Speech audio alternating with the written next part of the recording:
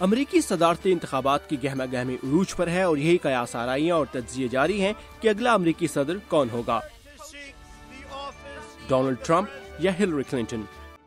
Liam اور junior دو امریکی نوجوان ہیں جو حالیہ الیکشن میں پہلی بار ووٹ ڈال رہے ہیں۔ لیام اور جونیئر سے ہماری ملاقات ہوئی ریاست میری لینڈ کی منٹگمری کاؤنٹی میں مسلم ڈیموکریٹک کلب اور انڈین ڈیموکریٹک کلب کی جانب سے کمیونٹی کو سیاسی طور پر متحرک کرنے کے لیے ایک ایونٹ میں، جہاں ریاست میری لینڈ کی مسلم اور انڈین کمیونٹی نے کانگریس مین جان ڈیلینی کو حالیہ الیکشن کی صورتحال پر گفتگو کے لیے مدعو کیا تھا۔ آپ تمام لوگوں میں، جن میں بھارتی، ایرانی، انڈونیشین اور پاکستانی امریکی شامل ہیں، ایک قابل فخر تعلق ہے۔ یہ پہلا موقع تھا کہ امریکی ریاست میری لینڈ کی منٹگمری کاؤنٹی میں بھارتی کمیونٹی اور مسلمان کمیونٹی، جن میں پاکستانی بھی شامل ہیں، سیاسی طور پر متحد ہو کر سامنے آئی ہے۔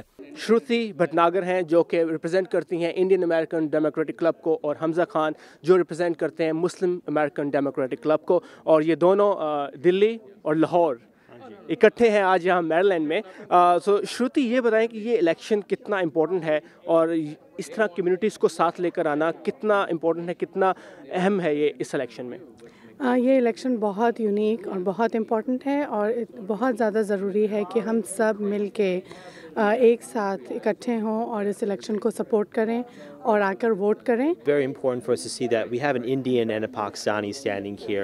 دہلی اور لاہور سے تعلق رکھنے والے دو لوگ جو یہاں انڈونیشین، بنگلہ دیشی اور ایرانی نژاد امریکیوں کے ساتھ کھڑے ہیں تاکہ یہاں جمہوریت مضبوط ہو، مستقبل روشن ہو۔ امریکہ میں اور دنیا میں ہم اپنے مستقبل کو بہتر اس وقت بنا سکتے ہیں جب ہم مل کر چلیں، اور یہی امریکی خواب بھی ہے۔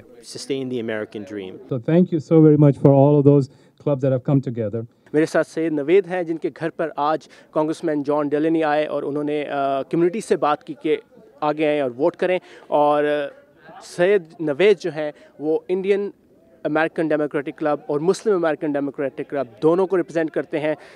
نوید، thank you so much giving us time. آپ کے گھر پہ آج جو ہوا اس کا مقصد کیا تھا؟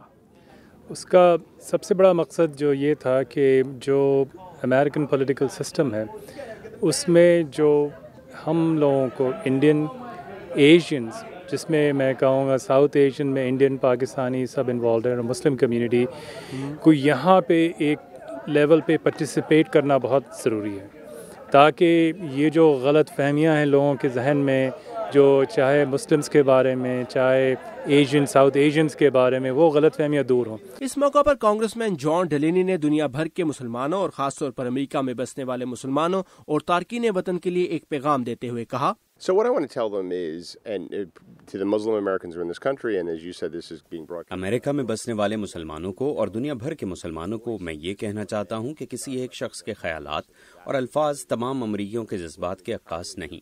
زیادہ تر امریکی لوگ سب کو ساتھ لے کر چلنے والے ہیں۔ ہمارا ملک تارکین وطن نے بنایا تھا جو یہاں ایک امریکی خواب کا حصہ بننے آئے تھے، جہاں وہ اپنے مذہب اور روایات پر آزادی سے عمل کر سکیں اور اس پر فخر محسوس کریں۔ اس پر کوئی اختلاف رائے نہیں۔ And those, I don't view those as conflict, and most Americans don't either. جبکہ دوسری طرف مسٹر ٹرمپ کے لیے تارکین وطن اور خواتین کے ووٹ بینک میں شاید کمی ہو، لیکن انہیں شروع سے حاصل شدہ حمایت میں زیادہ قابل ذکر کمی نہیں دیکھی گئی۔ He speaks his mind. He's not afraid to. It's time to run an outsider, time to give someone else a chance. Because we need change. We need real change this time. ریاست میری land کے مسلم democratic club کے مطابق Montgomery county میں تقریباً 1 لاکھ مسلمان آباد ہیں، جن کا ووٹ نومبر 8 کے الیکشن میں فیصلہ کن ثابت ہو سکتا ہے۔ ثاقب الاسلام، وائس آف امریکہ، پوٹومک، میری لینڈ۔